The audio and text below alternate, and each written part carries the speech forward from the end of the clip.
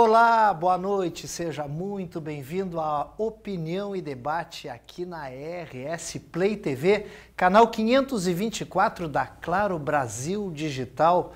Hoje repercutindo as principais notícias do Brasil, do Rio Grande do Sul e de Porto Alegre. A triste notícia em Porto Alegre para o Rio Grande do Sul é o falecimento de Guilherme Socias Vilela. Um homem de grandes serviços prestados ao Rio Grande do Sul, à capital gaúcha, e que talvez as novas gerações não conheçam, mas nós aqui vamos falar um pouco da vida dele, com convidados muito especiais, que estão conosco no estúdio hoje, para debater temas como, por exemplo, o tarifaço ou as isenções sobre o tarifaço de Donald Trump e que afetam sim o Rio Grande do Sul de forma em especial. As isenções, um dos estados menos beneficiados foi aqui o Rio Grande do Sul, enquanto a lista de quase 700 produtos isentos do tarifaço de Donald Trump no Brasil, 40% da maioria dos estados teve aí 40% dos produtos isentados, né? Mas aqui no Rio Grande do Sul somente 15% dos produtos tiveram isenção. Então nós devemos sentir aqui de maneira muito forte. Mas para isso nós temos aqui convidados muito especiais. Ele que é ator, diretor, produtor de cinema, de documentários e um homem que morou um bom tempo nos Estados Unidos. Meu amigo Fernando Zandonai nos dá o prazer de estar conosco no estúdio, até para comentar um pouco do que ele vem fazendo, mas também da maneira dos americanos enxergarem o mundo, porque só quem esteve lá sabe exatamente como o americano pensa, e ele que para nós é aquela biblioteca política, biblioteca esportiva, né? Biblioteca nem está mais na moda agora é Google, né? É o nosso Google esportivo, Google político, com toda a sua vivência, com toda a sua história, chefe da Casa Civil, secretário de Estado, secretário de município e hoje, atualmente, presidente da Procergs, Luiz Fernando Záquia. Seja bem-vindo, meu amigo, sejam bem-vindos, meus amigos. Prazer todo meu, Lara, e aqui conversando com o Zandonai, recordando o tio dele, o querido amigo Moacir Zandonai. Esse encontro serve para que nós possamos ter lembrança de um querido amigo, foi diretor do Inter. Coloradaço, uma história dentro do clube, um parceiro, que infelizmente nos deixou muito cedo. E agora, conversando com o Fernando, a gente vem na memória os bons momentos que convivi com o tio dele e a saudade e a lembrança que se tem. E o carinho que ele tinha por ti. Eu era um menino naquela época, Sim. eu iniciando, e o Moacir me ajudava, a experiência, o conhecimento que ele tinha do clube. Na época eu fui vice-presidente de futebol com 32 anos. Bem novinho, exatamente. E por falar em saudade, por falar em saudoso, hoje nós tivemos a passagem de Guilherme Socias Vilela, ex-prefeito de Porto Alegre. Tu tivesse algum, como fosse vereador e ele secretário? Foi vereador, foi deputado. O Vilela foi funcionário do meu pai quando meu pai foi diretor do BRDA. Ele era economista do BRDA. E desde lá, isso aí, 68, 70, e desde lá se tinha uma aproximação. Não tinha quem não gostava do Vilela. Pois essa aí é a verdade. Tá, né, tinha quem não gostava. Uma pessoa que sem inimigos. E que legado, né? Nos dias de hoje... Um dos grandes prefeitos da cidade. Por isso que eu puxei esse assunto aqui, e o Záquia, que conheceu muito, o Fernando também, mas quando o pessoal fala na nova política, eu vou dizer que eu tenho saudade da velha política, a política do respeito. É isso aí. Ele era um progressista, né, na época, PDS, da Arena. Bom, e aí, com tudo que se fala da Arena, disso, daquilo, do militarismo, uma pessoa afável, educada, respeitosa. De diálogo, que, como tu diz, não havia quem não gostasse, de grandes serviços prestados à capital. é um político com P maiúsculo. Entendo. Quer dizer, e hoje nós estamos vivendo um momento em que nada presta, ninguém presta, a política é um falar mal do outro, né? Basta ver o que está acontecendo aí agora, né?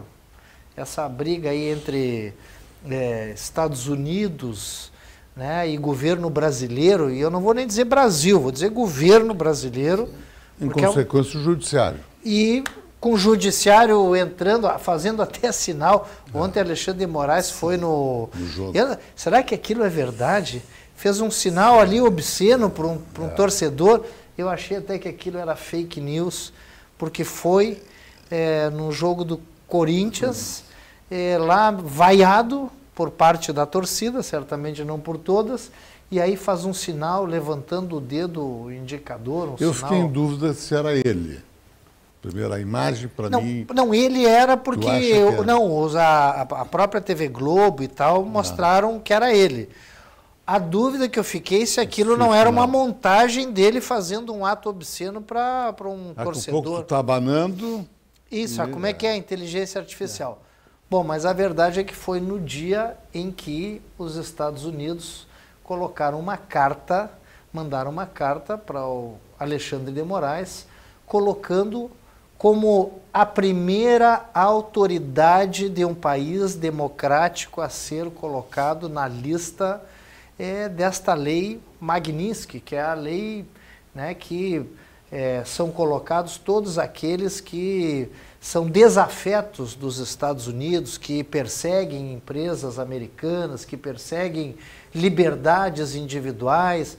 Na verdade, é lei para tiranos, né? Então, ela é direcionada muito para terroristas. Né? Para terroristas, para o pessoal que está aí, por exemplo, todo o judiciário, a Suprema Corte da Venezuela está incluída nisso.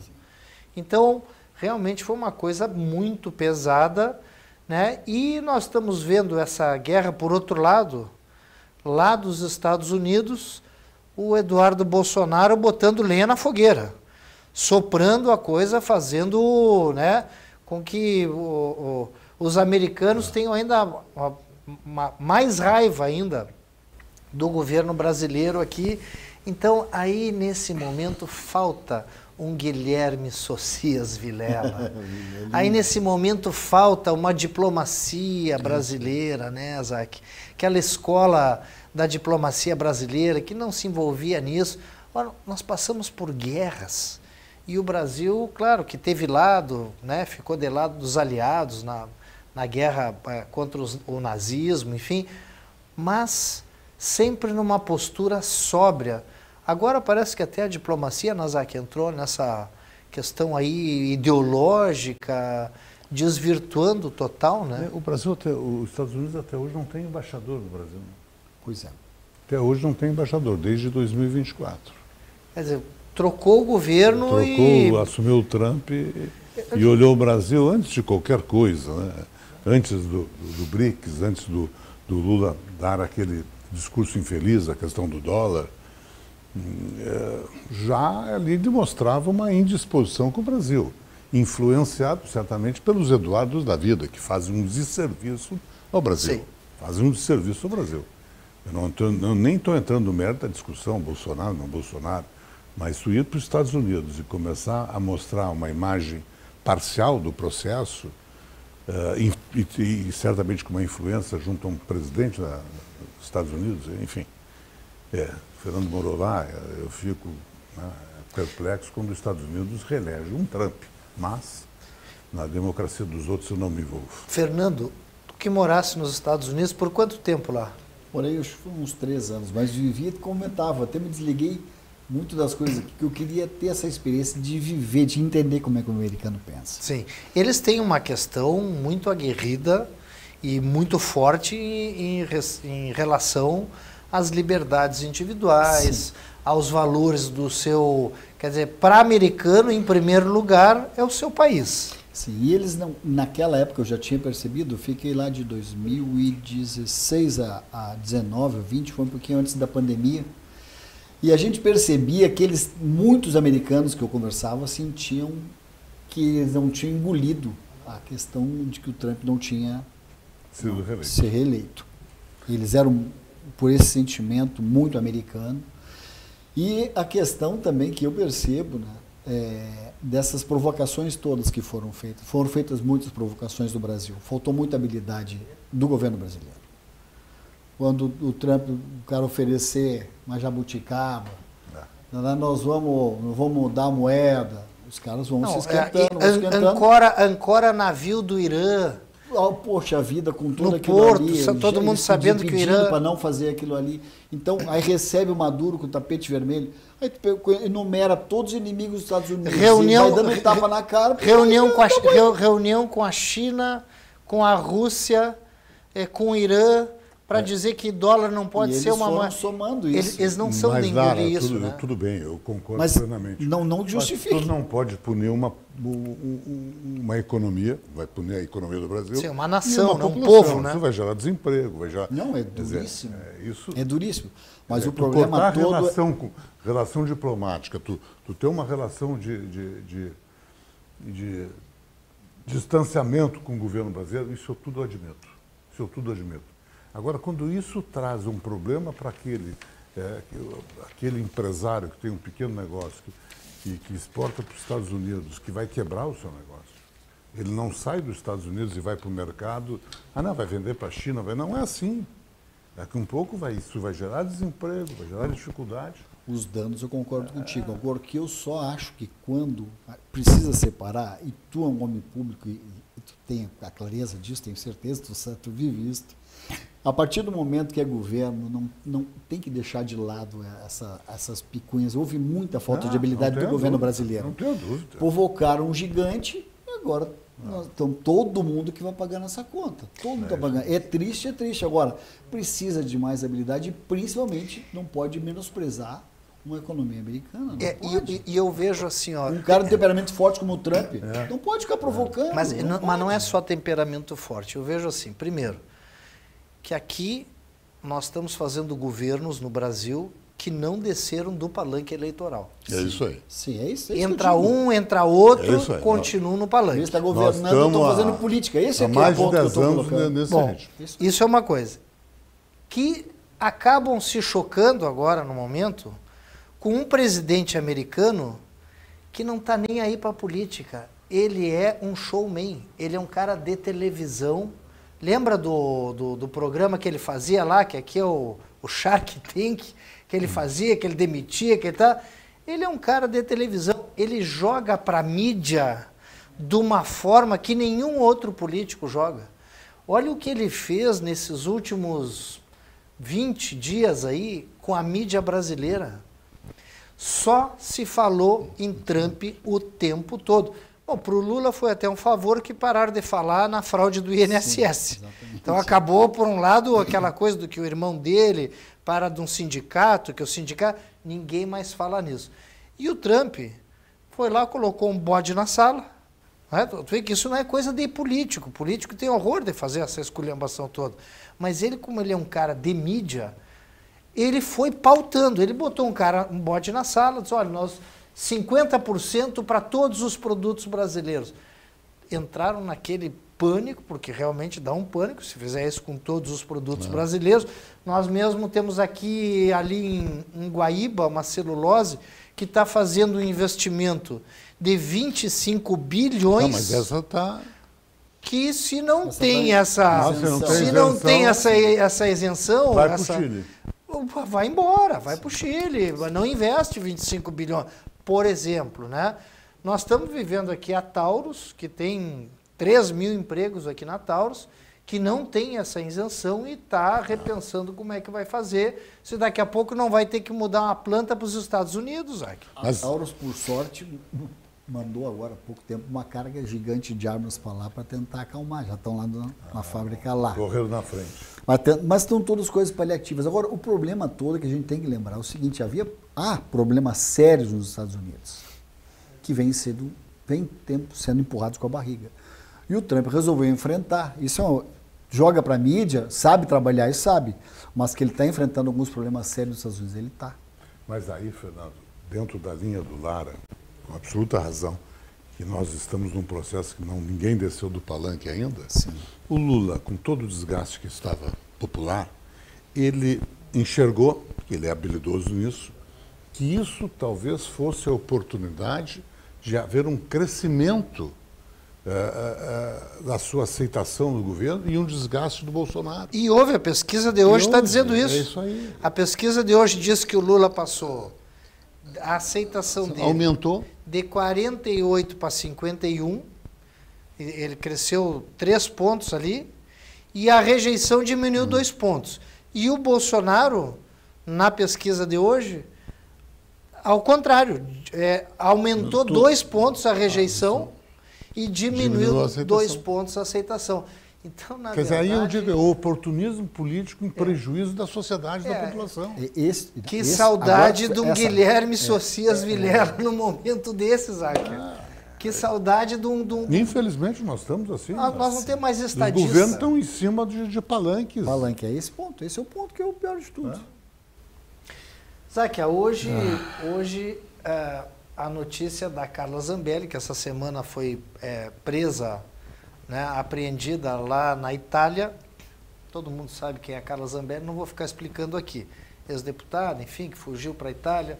Correu atrás do cara com revólver. Correu atrás do cara com revólver. Quer dizer que o pessoal da esquerda tem horror dela e o pessoal da direita culpa ela pela eleição perdida do Bolsonaro. Que teria sido a razão da perda do Bolsonaro. Que teria sido a razão. Já não é mais a urna eletrônica e sim o revólver. É o revólver, ela correndo até na véspera da eleição. Bom, então ela mal situada, o Alexandre de Moraes... 2 mandatos de prisão para ela por 10 anos, a pena dela já expedida aqui. Interpol, mandato na Polícia Internacional, Interpol, e aí um deputado lá, obviamente que não do partido dela, né, não do lado ideológico dela, descobriu onde ela prenderam a Carla Zambelli, que tem cidadania italiana. Pois amanhã ela tem uma audiência com a justiça italiana, onde lá ela vai dizer se ela quer voltar ao Brasil para cumprir pena aqui, ou se ela não querendo voltar ao Brasil, ela vai cumprir pena lá, que pode ser pena de prisão domiciliar, prisão numa cadeia pública, ou algum tipo de acompanhamento, cerceamento das suas liberdades lá. Enfim, o julgamento, se ela quer esse julgamento que aconteça lá na Itália. Tu já tem mais ou menos uma ideia do que ela vai decidir? Do que ela vai decidir? Será que ela volta para o Brasil, Zac? Fica na Itália. Fica na Itália. Presa na Itália é melhor do que ficar aqui. A pior das penas da Itália seria na cadeia. A pior. E a pior cadeia da Itália é a melhor cadeia do Brasil. Sim. Então ela estaria na pior cadeia italiana em condições humanitárias melhor do que numa cadeia no Brasil. E com grande chance de ter também não ir para uma cadeia, né? Porque tem cidadania. Essa é a pior das hipóteses. Sim, eu acho que é uma prisão domiciliar. Triste, tudo isso muito triste. É triste, né? Com os problemas que a gente tem, com o potencial que esse país tem, com tudo que se podia estar vivendo, é triste. É triste. Nós estamos discutindo isso. Pois é, é triste. Nós devíamos estar lembrando do Vilela, que foi o cara que fez o maior projeto de urbanização, de plantio de árvores na cidade. Nós temos hoje... Os parques. Os parques em Porto Alegre nós devemos... É o Vilela. Não, tem mas quanta aqui coisa bonita. Sabe? Olhar para frente, é uma pena. O Vilela teve, voltando ao Vilela, o Vilela teve uma vantagem, uma oportunidade de soube usar isso muito bem. Ele foi prefeito por 8 anos, mas ele foi competente nos 2 mandatos. Porque normalmente o segundo mandato é o mandato do desgaste. É que naquela época não tinha essas composições políticas que às vezes não tem absolutamente nenhuma simetria com o governo do prefeito, mas por uma questão de ter maioria na Câmara ou de ter uma base maior, tu faz aliança com partidos que não pensam, que não tem um projeto para a cidade que o prefeito está pensando. O Vilela não tinha isso, né? Essa é uma grande vantagem, né? Tu tinha MDB na época e tu tinha Arena, PP, MDB, eu acho PDT. que na época nem tinha, acho que era no primeiro mandato dele, eu achei era Arena e... Arena e MDB. Arena e MDB. Dois, Arena só MDB, isso. Sim. E no segundo mandato, eram poucos partidos. Tinha daí já o Sim, PDT, já, sim. e estava... O PT não tinha ainda vereador. O primeiro vereador do PT foi o Antônio Rolfel, já no governo PT do Olívio. É isso mesmo. Né? Que é posterior ao Vilela. Mas ele teve o segundo mandato, eu estou para dizer, Fernando, que foi melhor do que o primeiro. Pois é, eu lembro muito dele. Então, essa questão que tu levantaste, essa responsabilidade do plantio de árvores organizado, não a exclamação que depois foi, tem que plantar árvore, organizado. E os negócios dos parques, né? Sim. O próprio Parcão começa com ele, Sim. o Parque Marinha. O Marinha é obra dele ali. É obra dele. Então, uma visão que ele tinha de futuro da cidade, e eu discuto muito isso, Lara. Eu fui secretário de mobilidade no primeiro ano do primeiro governo do Melo, e uma das discussões minhas como porto-alegrense, qual é o projeto que nós temos para Porto Alegre 2030, que é logo amanhã. Sim. Não tem nenhum em termos de mobilidade. Se em 2026, 2025 já é um caos a mobilidade em Porto Alegre, nós obrigatoriamente teríamos que estar desenvolvendo projetos para daqui 5, 10 anos. O Vilela desenvolveu a terceira perimetral.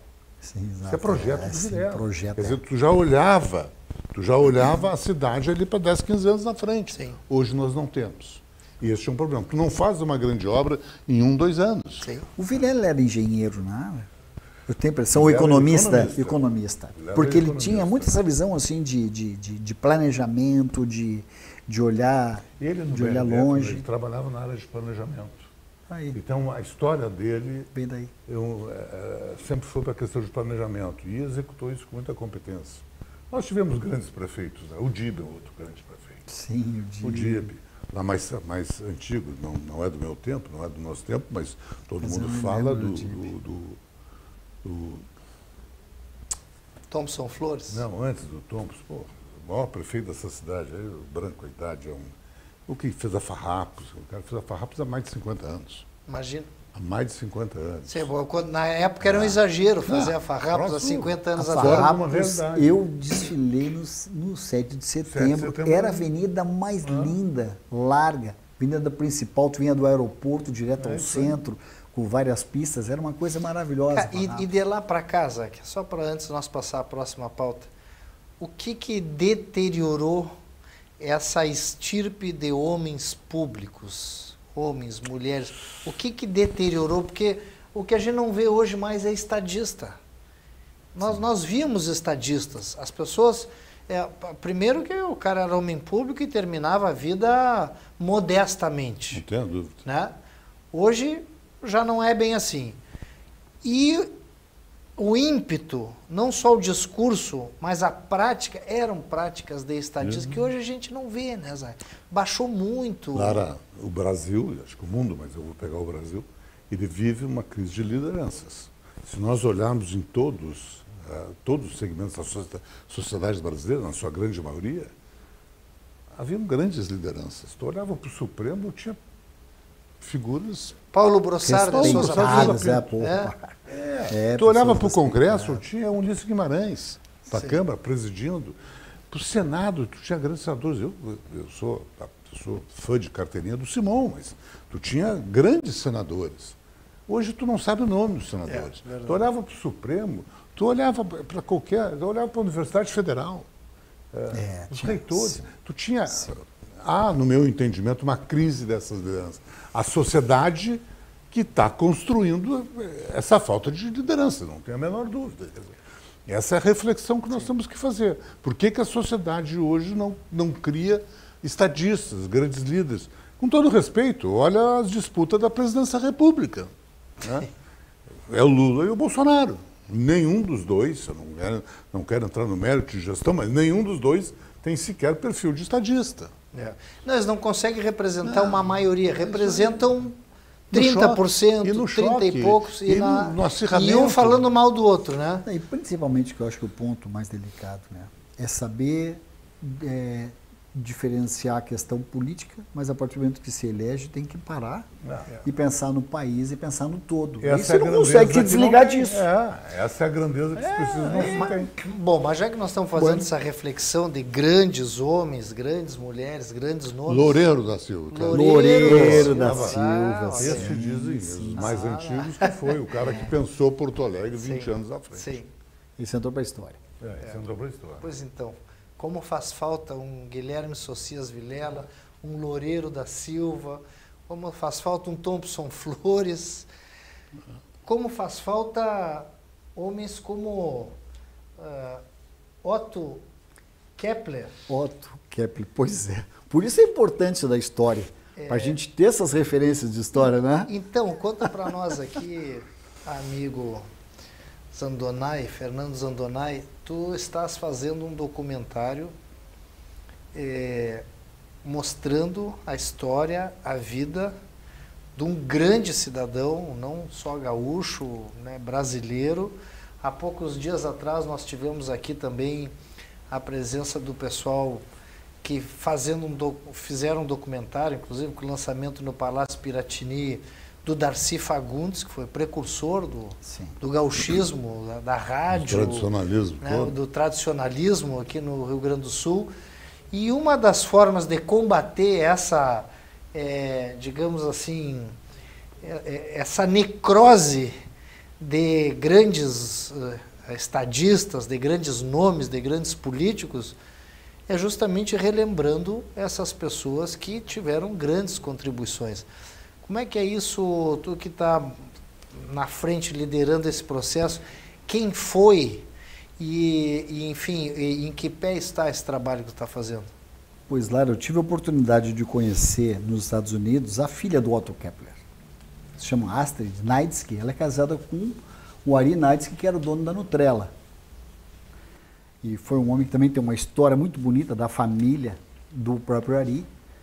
E a Astrid, como filha do Otto, me contou num jantar, nos encontramos por uma coincidência, eu estava morando nos Estados Unidos, liguei para ele com o telefone aqui do Brasil, ele estava 5 minutos, nos encontramos para um jantar, e aí veio a história da família do Otto Kepler, da mãe, todos os familiares. Tem uma história de imigração alemã, é uma história de imigração alemã, que ela representa também a história de muitas famílias, porque os alemães trouxeram uma contribuição para o Estado que é fora de série, digo de empresas, por exemplo, a nossa referência do ensino, o Grupo Sinodal, foi lá lançado pelos alemães. Sim. Vou falar na questão do agronegócio. O Brasil, a importância do agronegócio hoje para o Brasil. Quando há 100 anos atrás, em maio de 1925, os dois irmãos fundaram os irmãos Kepler, e um dos projetos, logo em seguida, eles entenderam, quando chamaram o Weber, um outro parceiro, que plantava arroz em Camaquã, e entendiam que um gargalo da produção era estocar. Não adianta nós produzir, mas guardar como? E então usaram a técnica dos alemães e a perseverança dos alemães e conhecimento do Weber, e criaram então a Kepler-Weber e começaram a fazer os silos. Por causa dos silos, e depois veio junto na região de Panambi a questão das máquinas, e lá está a Stara, então quantas empresas de tecnologia de ponta estão lá. Sim. Era chamada região celeiro do Estado. Essa turma toda foi quem permitiu que o Estado começou, e também a soja veio pela mão dos alemães, que foram fazer missões, foram lá ajudar, levar mensagem religiosa, de fé. Esses missionários trouxeram uma garrafa com alguns grãozinhos e disseram, vamos plantar e compartilhar esses grãos, porque esses grãos têm muita utilidade, eles podem ter várias funções, pode ser para óleo, alimento. Começaram ali a função da soja em Santa Rosa, também eles trouxeram. E de lá não parou mais esse agronegócio, essa força toda que tem por causa dos silos, das máquinas, da tecnologia que daqui saiu do Rio Grande do Sul, que não tinha, e até hoje, não tem campo que chegue para eles, estão toda hora desbravando. E nessa história deles, que parece que foi assim, a gente olha, hoje, por exemplo, o Hospital Moinhos de Vento, foram os alemães quem fizeram. A Varig veio pelos alemães. A Gerdau, eles começaram fabricando pregos ali, acho que era Passo Fundo. Então, todas essas histórias estão... É só olhar o Vale dos Sinos aqui que a gente vê o que é a pujança. Toda essa questão do calçado, por exemplo. Então, esse documentário, ele conta esse desafio dos imigrantes. E essa história em especial dos Kepler, ela vem desde que eles foram perseguidos já na Rússia e acabaram chegando para o Brasil com aquelas promessas e chegaram aqui pensando que iam ter terra maravilhosa e largaram lá no meio da serra, no meio do mato. Não tinha a menor condição. E eles na raça, com muito trabalho e oração, porque eles também trouxeram a Igreja Batista. Isso. Os batistas vieram por a mão dessas famílias. Aliás, o nome do documentário é Ora e Trabalha. Porque esse foi um lema do pai do Otto Kepler, que o seu Adolfo Kepler, sempre trouxe, no momento de maior dificuldade, ele dizia, não adianta nada, nós vamos estar orando e trabalhando, e assim nós vamos vencendo, e assim foram, orando e trabalhando, então tinha a sua força em Deus e na força do seu braço. Então tem história, toda aquela região, hoje é um potencial tremendo, né? E passa muito por essas famílias, e é muito emocionante por tudo que eles passaram, né?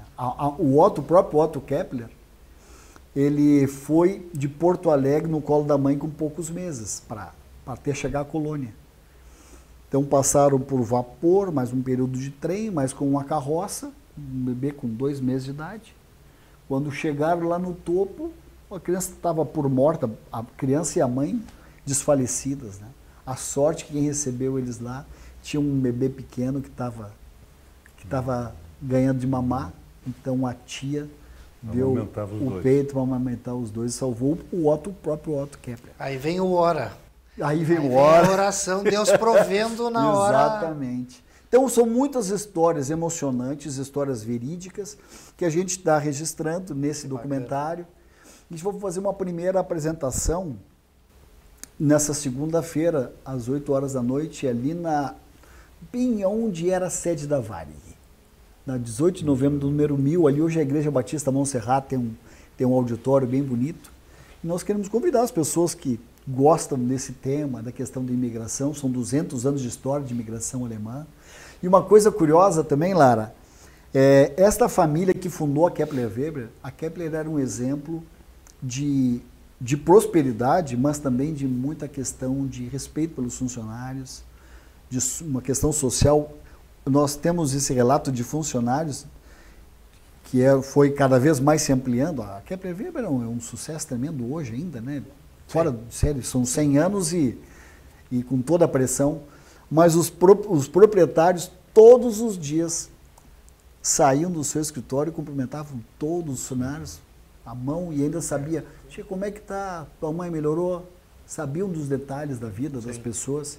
E todos os filhos e sobrinhos que trabalharam na empresa, trabalharam na graxa, na fundição, na oficina, para entender o valor.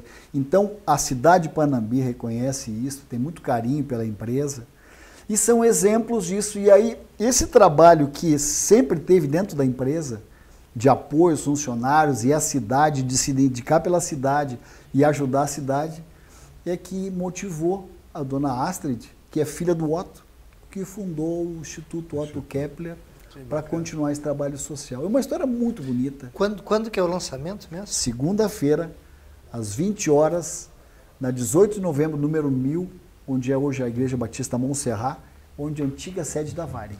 Todos convidados, então. O Fernando falou todos da Varig. Quando eu me lembro a história do Rubem Berta. Pois é. Uma coisa... Criou a Fundação Rubem Berta. Essa visão do alemão. Tu sabe que o Rubem Berta era amigo do meu avô, o pai do tio Moacir. E ele chegou e disse, o Ferdinando, que o tio tinha Continental Turismo, que cuidava de vocês, das viagens. Conta do pendura e vamos ver lá adiante. E aí quando ele disse, Moacir, vocês vão ter que abrir uma agência, porque eu vou botar os aviões aqui para viajar. Aquilo meu avô disse, ele está louco, tu vai comprar um avião, quem é que vai ter condições de... Mas vamos acreditar, porque esses alemãos são teimosos, eles não são de desistir, então é melhor acreditar. Ele colocou a agência e teve muito sucesso. Que maravilha. Olha, nós estamos chegando no final do programa, mas eu vou aproveitar aqui a consultoria do Luiz Fernando Záquia, porque eu quero saber dele sobre um tema que envolve política, envolve esporte e envolve justiça.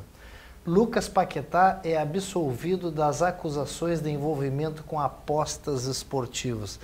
Lucas Paquetá foi aí, né, alardeado por todos os cantos que ele estaria nessas bets, ele, né, dando dicas para a família de que ele estaria ganhando dinheiro com as apostas e que ganharia cartão amarelo, ou colocaria a bola para escanteio, porque hoje pode apostar tudo nessa questão das bets. E a comissão reguladora, né, decidiu isentar o brasileiro de 28 anos, entendendo que as acusações feitas pela Associação de Futebol, a FA, não foram comprovadas. Ou seja, o acusado de envolvimento em apostas esportivas, Lucas Paquetá, do West Ham, foi absolvido nessa quinta-feira, dia 31, por uma comissão reguladora independente. As supostas violações não foram comprovadas e o meio-campista brasileiro será liberado para seguir jogando. Mas o estrago que fizeram na vida desse cara, Záquia. Eu, casualmente, uma missão aí do segmento da Procegs, nós estivemos em Londres e estivemos lá. No estádio teve uma apresentação de uma empresa que eles utilizaram, é uma outra visão, eles utilizaram o estádio do West Ham para fazer a apresentação. E eu fiz a pergunta para o Paquetá. Aí o cara inglês deverá ser absolvido, mas está sem jogar. Quer dizer, perdeu lugar na seleção brasileira, perdeu lugar no mercado, perdeu dinheiro, por uma acusação um pouco leviana. O jogador que ganha uma fortuna estaria fazendo algum negócio para ganhar, enfim. Para ganhar na bet. É só um pouquinho. Então... Tá, e quem é que indeniza isso agora? O jogador com 28 anos no mercado inglês, ele está no grande mercado, mas não está no clube de ponta ainda, né? Esteve já na Itália, enfim. Mas agora tu desce degrau. Não, porque não é só desce degrau no time, desce degrau no carreira, patrocinador, tudo. na marca. No salário. Aí o pessoal não quer, né, Nike, Adidas, os caras não querem patrocinar porque não querem vincular. Ele não podia ser convocado para a seleção brasileira. E mesmo absolvido, só pelo fato... Fica a marca. O pessoal já não quer, prefiro não misturar minha marca com ele, porque é polêmica. Porque hoje não precisa ter cometido uma ilegalidade. Não, só pelo fato do, como eles chamam aí, o shine, que é aquele, a vergonha alheia da narrativa, o cara já... Então isso aí é uma coisa... Um cara público, uma figura pública, jogador era primeira linha, ele retrocede na carreira, ele perde, como tu disseste, cara. O patrocinador hoje vai pensar duas vezes. Mas ninguém já nem pensa. Né? Eu não vou, porque ali, só pela polêmica eu não quero me envolver. É complicado, isso é muito complicado. E triste também, né? Por ele, pensando como ele é uma marca, vai ficar a vida dele toda. Isso aí. Não tem aí o cara fica triste. Por bobagem, porque triste. Se fosse ele estava na acusação de uma coisa super milionária. Tinha uma aposta, na época que eu vi, tinha um troço assim de menos de $1.000, não eram lá.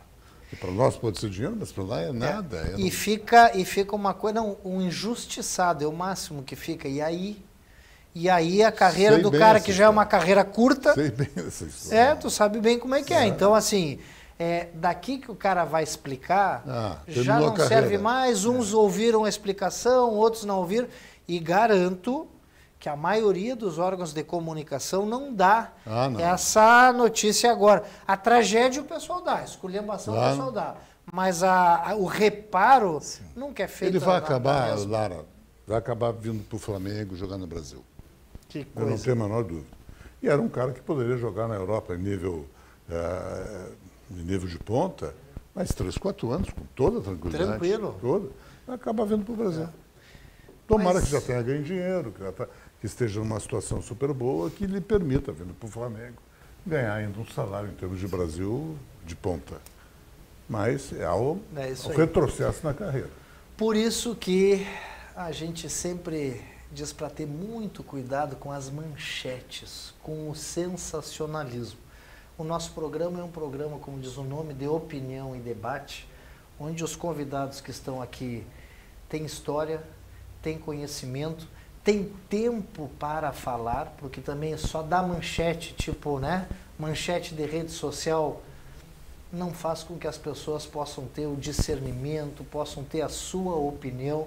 Nós damos a nossa opinião, nós fazemos o nosso debate para que você em casa possa ter a sua opinião. Fazer até o seu debate dentro de casa, mas não vá atrás de manchetes rasas, sensacionalistas, porque o mundo está vivendo nisso. Vivendo uma época de 140 caracteres, de frases soltas e poucos vão a fundo, como nós vamos aqui na RS Play TV, canal 524 da Claro Digital, que já está trabalhando num projeto que deve levar essa televisão para o Brasil e inclusive para algumas outras emissoras que estão aí de televisão aberta e que estão já tratando de parceria conosco, porque talvez falte isso. Pessoas, convidados com conhecimento de causa, com tempo para poder conversar e que tragam aqui informações relevantes. Meu amigo Fernando Zandonai, parabéns mais uma vez, sempre um prazer estar contigo. Fizemos juntos a Casa das 7 Mulheres, né? Trouxemos, reunimos 1000 cavalarianos. Fizesse muito pelo Estado, muito. Só eu sei que eu estava nos bastidores. Fizemos, todos nós aqui, o Zac, então, nosso presidente da Assembleia, sim, Pacto pelo Rio Grande. Então, aqui, meia boca nesse programa não participa. Zac, muito obrigado. Prazer todo meu e principalmente estar junto com o Fernando. Pô, seja uma honra também, eu sou um fãzaço dele há muito tempo. Somos. Rafael, pois é, somos. Da família, você é de família, esse carinha é de família, Zac. Que maravilha, sejam muito bem-vindos sempre, espero contar com vocês em outros programas e com o senhor, com a senhora que estão em casa, muito obrigado pela sua audiência. Fique agora com o Jornal da Gazeta, que é um jornal abrangência nacional que tem exclusividade ao vivo, assim como é esse programa aqui na RS Play TV. Muito obrigado, um bom resto de semana, uma boa sexta-feira. Fiquem conosco, próxima semana estaremos juntos. Um grande abraço, fiquem com Deus.